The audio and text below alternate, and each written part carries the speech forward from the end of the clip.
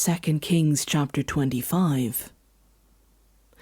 So, in the 9th year of Zedekiah's reign, on the 10th day of the 10th month, Nebuchadnezzar, king of Babylon, marched against Jerusalem with his whole army. He encamped outside the city and built siege works all around it. The city was kept under siege until the 11th year of King Zedekiah.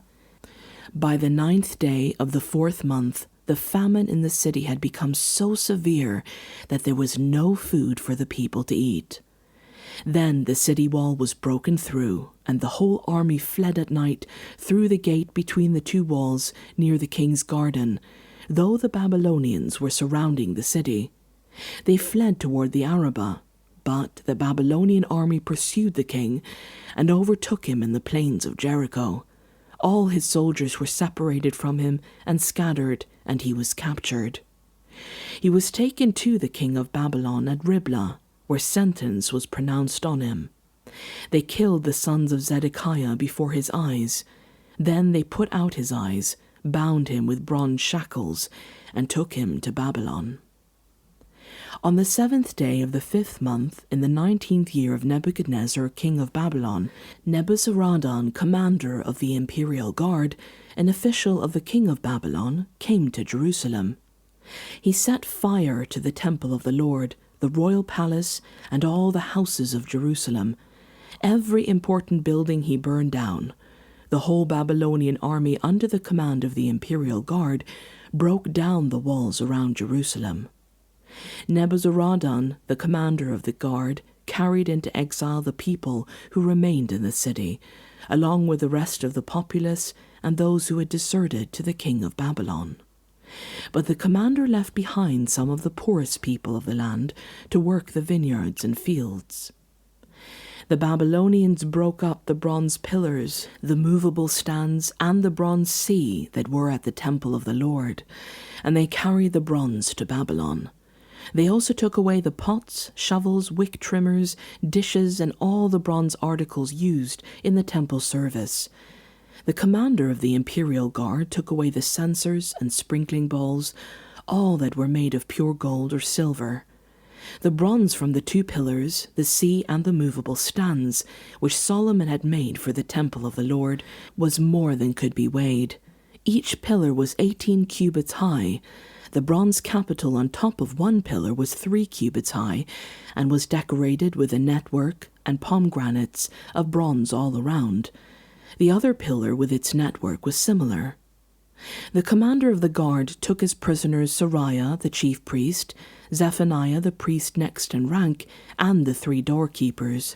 Of those still in the city, he took the officer in charge of the fighting men and 5 royal advisers. He also took the secretary, who was chief officer, in charge of conscripting the people of the land, and 60 of the conscripts who were found in the city. Nebuzaradan, the commander, took them all and brought them to the king of Babylon at Riblah. There at Riblah, in the land of Hamath, the king had them executed. So Judah went into captivity, away from her land. Nebuchadnezzar, king of Babylon, appointed Gedaliah, son of Ahikam, the son of Shaphan, to be over the people he had left behind in Judah. When all the army officers and their men heard that the king of Babylon had appointed Gedaliah as governor, they came to Gedaliah at Mizpah. Ishmael, son of Nethaniah, Johanan, son of Kareah, Sariah, son of Tanumeth, the Netophathite, Jazaniah, the son of the Maacathite, and their men. Gedaliah took an oath to reassure them and their men. "Do not be afraid of the Babylonian officials," he said. "Settle down in the land and serve the king of Babylon, and it will go well with you." In the 7th month, however, Ishmael, son of Nethaniah, the son of Elishama, who was of royal blood, came with 10 men and assassinated Gedaliah, and also the men of Judah and the Babylonians who were with him at Mizpah. At this all the people, from the least to the greatest, together with the army officers, fled to Egypt for fear of the Babylonians.